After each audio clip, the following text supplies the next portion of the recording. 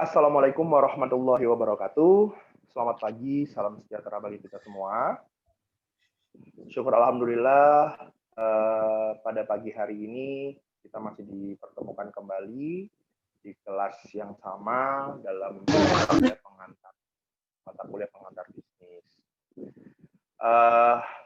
Sebelum kita memulai, ada baiknya mari kita berdoa terlebih dahulu agar apa yang menjadi cita-cita kita semua, harapan kita semua bisa terwujud, dan semua yang kita pelajari hari ini menjadi manfaat untuk kita semua. Seluruhnya bersiap semuanya, bersedia semuanya. Mari kita tundukkan kepala kita bersama, tenangkan hati, jiwa, dan pikiran kita terlebih dahulu. Tolong handphone semuanya di silent.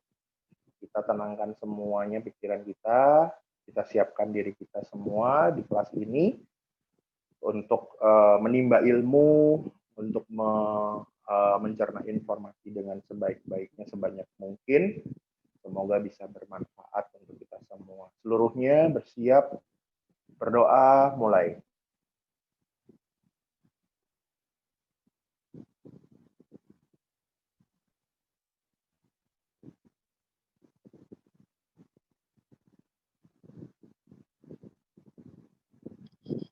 Amin, amin, ya rabbal alamin. Berdoa selesai. Baik mahasiswa-mahasiswaku sekalian, hari ini kita akan membahas tentang bagaimana mengorganisasikan perusahaan bisnis yang akan dipresentasikan oleh teman-teman kalian dari kelompok 3. Yang perlu digarisbawahi bahwa dari semua materi yang sudah Anda dapatkan selama ini, mudah-mudahan bisa menjadi tolak ukur nantinya untuk bahan ujian tengah semester dan sampai nanti pada akhirnya di ujian akhir semester dan kuis. Seperti yang kemarin sudah saya katakan, saya berharap sekali bahwa semua poin-poin yang sudah saya utarakan ke Anda semua bisa menjadi acuan untuk Anda semua untuk lebih bijak untuk bagaimana caranya agar Anda bisa mendapatkan poin-poin tersebut. Di antaranya yang pertama adalah attitude, yang sudah saya kemukakan di awal.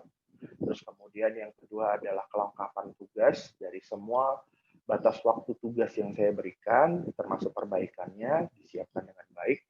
Yang ketiga jelas tentang presensi, bagaimana Anda masuk kelas, persiapan Anda seperti apa. Terus kemudian yang keempat adalah tentang kebutuhan-kebutuhan dari ujian tengah semester, kemudian kuis, kemudian dari sesi pertanyaan, tanya jawab yang selama ini sudah ada, sampai dengan ujian akhir semester. Artinya besar kemungkinan Anda bisa mendapatkan nilai 100, itu sangat besar peluangnya. Karena dalam semua part yang sudah saya jelaskan tersebut, bisa menjadi acuan untuk Anda untuk lebih mudah bagaimana caranya bisa mendapatkan nilai 100 tersebut. Saya tidak akan membatasi diri kalian untuk bereksplorasi tentang semua apapun yang kalian pelajari di pengantar bisnis. Tetapi karena kita sudah ada acuan dari buku ajar dan literasi yang sudah tersusun, maka saya berharap Anda bisa mempelajari itu dengan lebih baik. Dan mudah-mudahan apa yang sudah saya share selama ini secara transparansi bisa memudahkan Anda semua untuk mempelajari pengantar bisnis dan nantinya akan diwujudkan pada nilai UTS, kuis, dan UAS. Dan sisanya adalah sebagai penunjang, nilai penunjang. Bukan berarti tidak dipatuhi, tetapi justru malah harus sangat dipatuhi. Karena hal itu yang jauh lebih mudah tolak ukurnya ketimbang mungkin dari sisi etisnya, dari sisi akademisnya, seperti penyusunan bagaimana pengembangan ilmu pengetahuan tentang pengantar bisnis ini dalam bentuk TS, kuis, dan UAS tersebut. Ya, jadi mudah-mudahan semua yang saya sampaikan ini bermanfaat untuk Anda semua untuk dijadikan acuan dalam setiap perkuliahan kalian, dengan harapan jelas setelah nanti Anda naik level, kalian juga tidak akan merasa kebingungan lagi menyesuaikan bagaimana caranya dosen memberikan aktualisasi nilai penilaian untuk Anda semua. Baik, itu saja yang bisa saya sampaikan. Langsung saja nanti moderator yang akan melanjutkan ini untuk presentasi hari ini. Semoga hari ini apa yang kita dapatkan bisa bermanfaat untuk kita semua. Tetap semangat. Oke, silakan dilanjutkan kepada moderator. Ya, terima kasih Bapak. Assalamualaikum warahmatullahi wabarakatuh. Selamat pagi yang terhormat kepada Bapak Farhan Hadi Azhari, SS MIKOM sebagai dosen mata kuliah pengantar bisnis, serta teman-teman yang saya banggakan. Pada kesempatan hari ini, kami dari kelompok 3 akan mempresentasikan materi tentang mengorganisasikan perusahaan bisnis. Sebelum dimulai, izinkan saya akan memperkenalkan diri saya serta teman-teman kelompok saya. Saya sendiri alias Sabita Salsabila Wibowo, nomor NPM 279 sebagai moderator, Aulia Agustini, nomor NPM 258 sebagai notulen, Titioni Abdian Wuri, nomor NPM 259 sebagai narasumber, Rahmania Mahfida Cahyani, nomor NPM 272 sebagai narasumber, Alriansyah Ramadan, nomor NPM 282 sebagai narasumber, Fania Sharon Ardelia S, nomor NPM 287 sebagai narasumber, Raihan Danurwenda, nomor NPM 288 sebagai narasumber.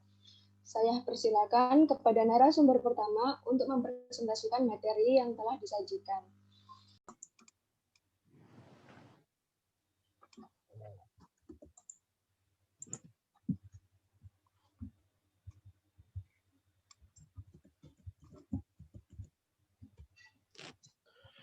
Apakah organisasi itu? Salah satu keputusan utama yang harus dihadapi oleh pemilik dan manajer bisnis adalah bagaimana menyusun struktur terbaik dan sesuai bagi organisasi mereka. Struktur organisasi sendiri dapat didefinisikan sebagai spesifikasi pekerjaan yang harus dilakukan di dalam organisasi dan bagaimana mengaitkan satu pekerjaan dengan pekerjaan yang lainnya. Next. Bagan organisasi. Cara termudah untuk memahami struktur adalah melalui bagan organisasi. Bagan organisasi atau organization chart dibuat untuk memperjelas dan menunjukkan kepada karyawan di mana posisi mereka dalam operasi perusahaan. Bagan organisasi dari perusahaan besar lebih kompleks dan mencakup beragam individu di berbagai tingkatan. Banyak perusahaan yang tidak dapat menggambarkan bagan organisasi yang dapat mencakup seluruh manajer. Namun, mereka membuat bagan lainnya pada setiap divisi, departemen, maupun unit masing-masing manajer. Next. Dalam bagan ini terdapat garis yang menghubungkan tiap-tiap kotak disebut dengan rantai komando. Rantai komando ini mengacu pada hubungan pelaporan dalam perusahaan. Hubungan pelaporan mengikuti semacam rantai dari tingkatan tertinggi hingga terendah. Seperti contoh, manajer toko retail yang memiliki seorang manajer kantor. Selanjutnya ada manajer pembibitan yang memiliki supervisor di bawahnya. Selanjutnya manajer lanskap taman yang memiliki 2 manajer di bawahnya, yakni manajer akun perumahan dan manajer akun perkantoran.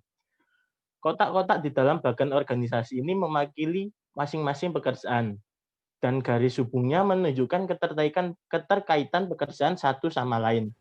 Sekalipun struktur organisasi dapat dibagi ke dalam rangkaian kotak dan garis, hampir tidak ada 2 organisasi yang memiliki struktur yang sama persis. Next. Faktor penentu struktur organisasi. Banyak faktor yang mempengaruhi dalam menentukan struktur organisasi yang optimal. Faktor utamanya adalah misi dan strategi organisasi. Bisnis yang dinamis dan tumbuh pesat membutuhkan struktur organisasi yang memungkinkan lebih fleksibel dalam merespon terhadap perubahan dalam lingkungan dan strateginya untuk berkembang.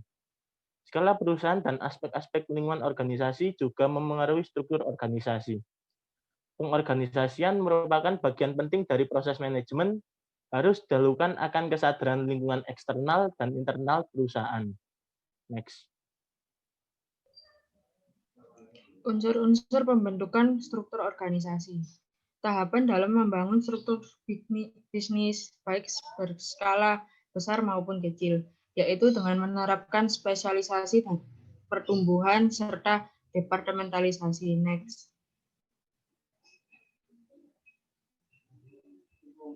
Spesialisasi dan pertumbuhan. Spesialisasi pekerjaan, job specialization, dihasilkan dari proses mengidentifikasi pekerjaan-pekerjaan khusus yang harus dilakukan dan menentukan siapa yang akan melakukannya. Seluruh organisasi kurang lebih hanya memiliki satu pekerjaan utama. Dalam perusahaan berskala kecil, pemilik mungkin melakukan setiap pekerjaan, tetapi seiring dengan perkembangannya perusahaan, bertambah pula kebutuhan untuk mengkhususkan pekerjaan-pekerjaan sehingga orang lain dapat mengkhususkan diri pada pekerjaan tersebut.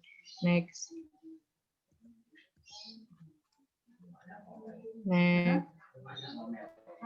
Departementalisasi.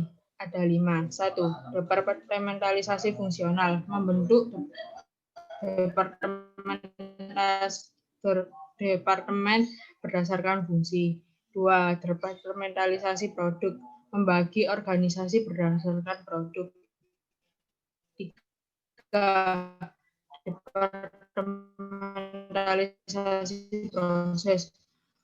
Membagi organisasi berdasarkan proses produksi. 4. Departemen. 5. Departementalisasi geografis. Next. Bentuk-bentuk departementalisasi majemuk. Setiap departementalisasi memiliki keuntungan yang berbeda. Ketika perusahaan memulai berkembang, mereka cenderung menerapkan berbagai jenis departementalisasi pada tingkat tertentu. Banyak perusahaan yang menggunakan departementalisasi fungsional pada tingkat puncak.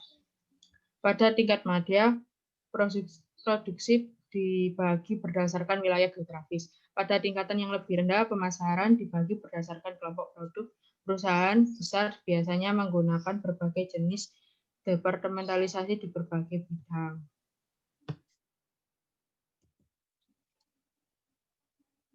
Menetapkan hierarki pengambilan keputusan, sentralisasi dan desentralisasi, delegasi, serta wewenang sebagai bahan utama dalam membentuk hierarki pengambilan keputusan.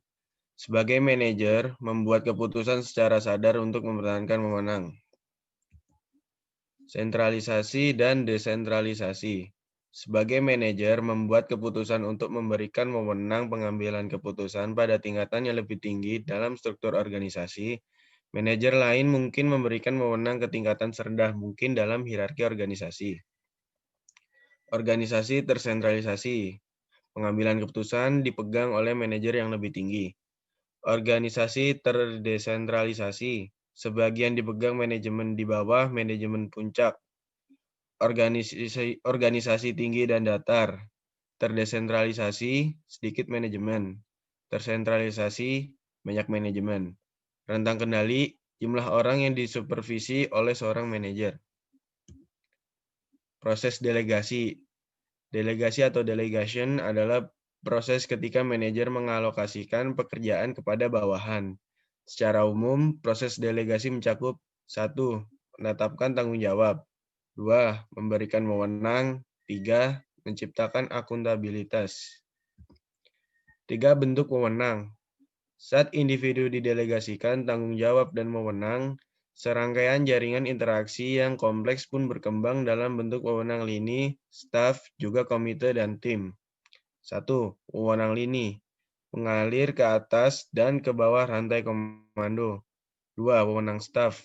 Pemberi saran kepada manajer lini. 3. Wewenang komite dan tim. Wewenang khusus yaitu pengambilan keputusan. Bentuk-bentuk dasar struktur organisasi. Organisasi dapat membentuk struktur mereka sendiri dengan berbagai cara berdasarkan spesialisasi. Namun demikian, 4 bentuk dasar struktur organisasi yang mencerminkan tren umum yang diikuti kebanyakan perusahaan, yaitu fungsional, divisional, matriks, dan internasional. Next. Struktur fungsional. Dalam struktur fungsional atau functional structure, hubungan antara fungsi dan kegiatan kelompok menentukan wewenang.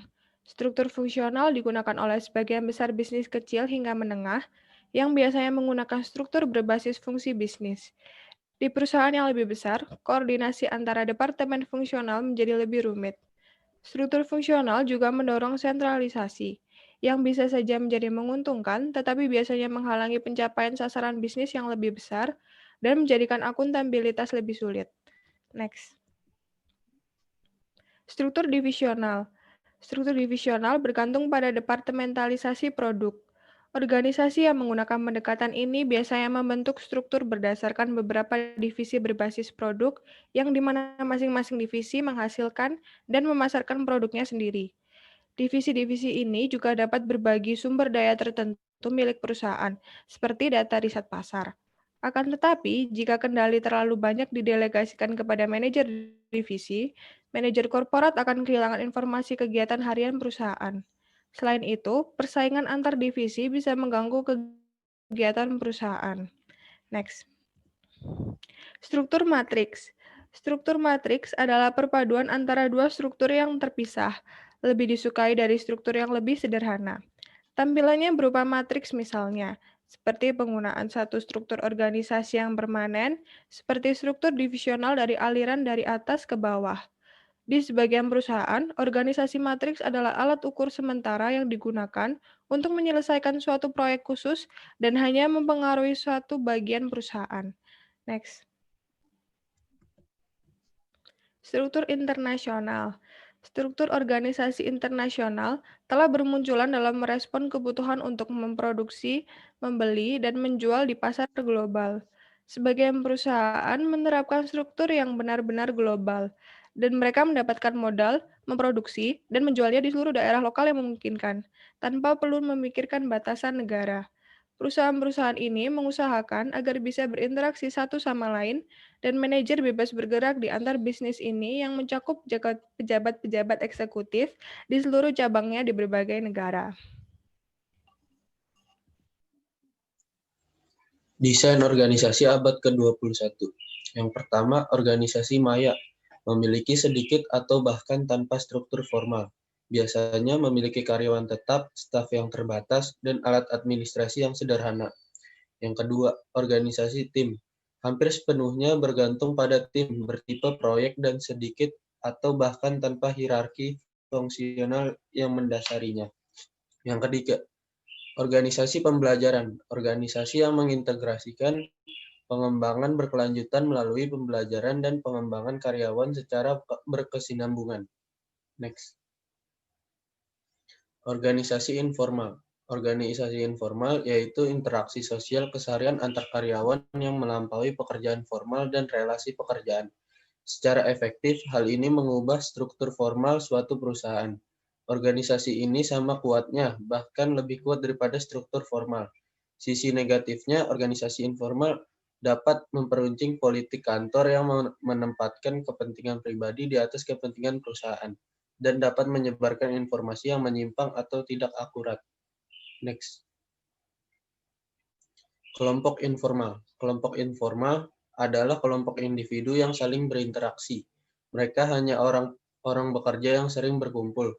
Mereka mungkin membicarakan mengenai bisnis atau topik-topik di luar pekerjaannya.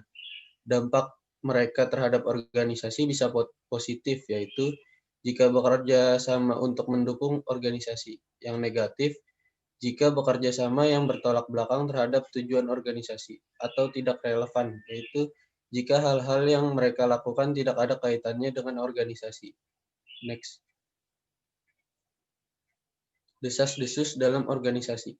Desas-desus merupakan jaringan komunikasi informal yang bisa menjalar ke seluruh bagian organisasi. Salah satunya adalah jaringan gosip. Terjadi ketika seseorang menyebarkan informasi ke banyak orang. Selanjutnya, jaringan rumor, cenderung membawa informasi pribadi. Jenis desas-desus lainnya adalah jaringan kelompok, di mana seseorang menyebarkan informasi ke beberapa individu tertentu. Sebagian dari penerima informasi menyebarkan lagi ke beberapa individu tertentu lainnya. Sisanya menyimpan informasi tersebut. upaya untuk menghapus desas-desus ini adalah tindakan yang sia-sia. Next. Entrepreneuring. Entrepreneuring yaitu menciptakan inovasi serta fleksibilitas lingkungan bisnis kecil di dalam lingkup struktur organisasi yang besar dan bersifat birokratis. Untuk memberdayakannya entrepreneurship, organisasi harus mencari individu yang menjalankan peran tersebut. Terdapat 3 bentuk peran entrepreneuring, yaitu peran penemu, peran pengusung atau produk, dan peran sponsor. Next.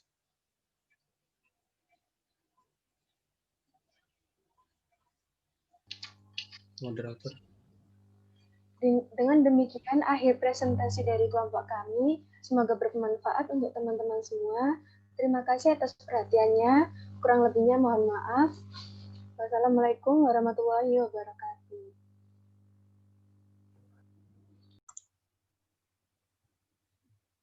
Saya akan menjawab pertanyaan dari Farel Rasya Grapana, NPM 284. Sebutkan 3 keuntungan di organisasi fungsional. 3 keuntungannya adalah spesialisasi dapat dilakukan secara optimal. Yang kedua, para pegawai bekerja sesuai keterampilannya masing-masing. Dan yang ketiga, produktivitas dan efisiensi dapat ditingkatkan. Itu 3 keuntungan dari organisasi fungsional.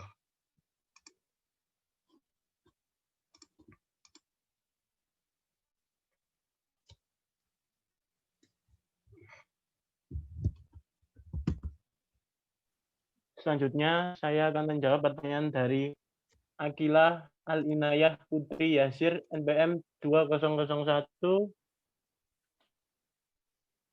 3010 273. Pertanyaannya, mengapa organisasi dianggap sebagai proses? Organisasi dipandang sebagai proses yang mencerminkan kedinamisan aktivitas kerja dalam organisasi. Organisasi sebagai proses menyoroti kedinamisan interaksi antara pihak-pihak yang terlibat dalam organisasi itu. Interaksi ini terjadi antara individu dengan individu, individu dengan kelompok, kelompok dengan kelompok, bahkan antar organisasi. Seorang ahli yang bernama Sudarso menyatakan bahwa ia memandang organisasi sebagai proses. Maka di dalamnya terdapat 2 macam hubungan yang terjadi dalam organisasi. Hubungan tersebut adalah, pertama, hubungan formal yang menimbulkan formal organization, dan yang kedua adalah hubungan-hubungan informal dalam organisasi yang menimbulkan informal organization. Terima kasih.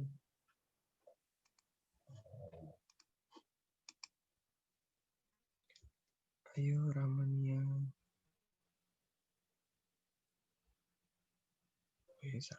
Saya mau menjawab apa perbedaan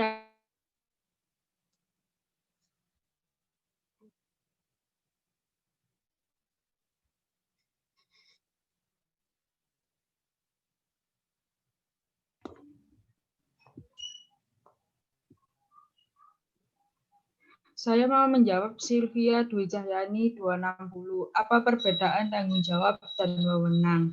Wewenang dapat didapatkan oleh seseorang di dalam satu organisasi karena jabatannya. Sedangkan tanggung jawab adalah suatu bentuk obligasi dari seseorang yang memiliki kewenangan karena jabatannya. Terima kasih. Demikian akhir presentasi dari kelompok kami. Semoga bermanfaat untuk teman-teman semua. Terima kasih atas perhatiannya. Kurang lebihnya mohon maaf. Wassalamualaikum warahmatullahi wabarakatuh. Waalaikumsalam warahmatullahi wabarakatuh. Waalaikumsalam. Bahwasannya di mana cara bagaimana mendirikan sebuah perusahaan bisnis itu bisa dilihat dari cara mengelolanya.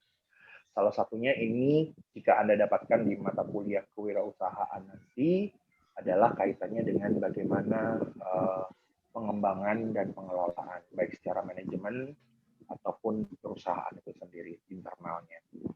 Kemudian yang berikutnya adalah kita akan membahas tentang bagaimana wewenang itu berdiri. Sebenarnya dalam kaitannya, wewenang dari sebuah organisasi itu dilihat dari banyak sudut, dilihat dari banyak hal, ya. Yang pertama dari struktur organisasi, jelas. Struktur organisasi itu harus juga memiliki detail, harus memiliki penjelasan-penjelasan terstruktur tentang struktur organisasi tersebut. Yang pertama, yang mungkin tidak dijelaskan di briefing ini adalah simpelnya, kalau kita membuat struktur organisasi dalam sebuah bisnis, dalam sebuah perusahaan, kita harus melihat dari sumber daya manusianya. Kemarin sudah dijelaskan tentang bagaimana caranya mengelola konsep bisnisnya, termasuk juga mengelola tentang manajemennya. Jadi pada dasarnya semua yang dikatakan sebagai struktur organisasi itu harus satu kesatuan, harus memiliki satu kesatuan yang bersifat mengikat. Mengikat artinya di sini bukan bersifat mengikat, bukan berarti di sini tidak sesuai atau mungkin bebas dan lain sebagainya, tidak. Artinya mengikat di sini memang sudah terarah, sesuai, dan dilihat dari sudut pandang dari sumber daya manusianya. Yang pertama, setelah nanti biasanya dari HRD nanti akan menginput data dari data calon karyawan, kemudian baru akan diadakan interview, di situ baru akan kita ketahui bagaimana mindset-nya, kemudian pandangannya tentang perusahaan kita, kemudian bagaimana cara intelektualitasnya, dari performance-nya, kemudian dari cara bicaranya, semuanya ada dasarnya. Itu nanti yang mengatur seperti itu biasanya dari psikolog, ya, seorang psikologi. Kemudian bagaimana dasar public speaking-nya, kemudian penerapan dalam job-job yang sudah diatur. Kemudian masuk pada struktur organisasi itu sendiri, nantinya akan diukur dari mulai semua tanggung jawab yang akan diemban, yaitu terkait dengan job description atau apa yang harus dia lakukan setelah dia akan diterima jabat sebagai karyawan tersebut. Kemudian yang terakhir, bahwasannya secara manajerial hubungan-hubungan hierarki dari struktur organisasi itu harus satu kesatuan, harus nyambung secara horizontal maupun secara horizontal atau vertikal. Di mana yang nantinya dari atas, kemudian yang kedua, ketiga, dan seterusnya sampai ke bawahan itu harus saling berhubungan. Ya, makanya kenapa dijelaskan dalam struktur organisasi harus ada bagaimana rentang kendali, kemudian bagaimana harus posisinya tentang posisi antara garis putus-putus dengan garis satu arah, itu semua ada penjelasannya. Artinya di mana posisi yang harusnya ada di atas itu adalah salah satu posisi yang mampu memimpin semua yang ada di bawah. Begitu juga di sebaliknya, mungkin di tahap yang kedua ada wakil manajer, kemudian ada manajer operasional, kemudian dibagi rata dan sebagainya, kemudian ada divisi-divisi dan anak buah. Nah, semua ini memiliki kontribusi yang sama untuk perusahaan tersebut. Artinya, secara manajemen, semua yang sudah tersusun ini pasti akan terkoneksi, pasti akan berhubungan, saling menyatu satu dengan yang lain untuk mencapai tujuan, untuk bagaimana perusahaan itu bisa berkembang dan bertahan. Seperti itu. Jadi dengan kata lain, bagaimana caranya perusahaan ini bisa berkembang selain yang pertama bagaimana menentukan konsep atau tujuan utama perusahaan, kita juga harus bisa melihat bagaimana sumber daya manusia yang akan kita ambil untuk kita jadikan sebagai internal perusahaan yang akan mengelola perusahaan kita secara umum. Seperti itu. Mudah-mudahan penjelasan ini cukup bisa bermanfaat untuk Anda semua dan bisa menjadikan satu nilai tambah dari semua penjelasan dari bab 1 sampai sekarang. bisa memiliki satu relevansi untuk Anda pelajari lagi, kemudian kalian satukan dalam satu resume nantinya yang tadi saya sudah jelaskan untuk nanti dijadikan sebagai tugas. Dan saya berharap sekali bahwasannya ini bisa menjadi nilai utama bagi saya ketika kalian nanti mungkin nilai UTS atau UAS-nya tidak sesuai dengan harapan saya. Artinya nilai tambahan ini yang sangat luar biasa saya berikan kepada Anda itu sangat besar. Jadi silakan Anda gapai itu semua dengan sebaik mungkin sehingga Anda dapat nilai yang baik. Bahkan saya berharap di mata kuliah kali ini dengan keadaan pandemi seperti saat ini, saya berharap tidak ada satu nama pun yang memiliki nilai B. Ya, oke, terima kasih mahasiswa-mahasiswaku atas atensinya hari ini. Saya kembalikan kepada moderator, silakan. Dengan demikian, presentasi dari kelompok kami semoga bermanfaat untuk teman-teman semua. Terima kasih atas perhatiannya. Kurang lebihnya mohon maaf. Wassalamualaikum warahmatullahi wabarakatuh. Waalaikumsalam Waalaikumsalam warahmatullahi wabarakatuh.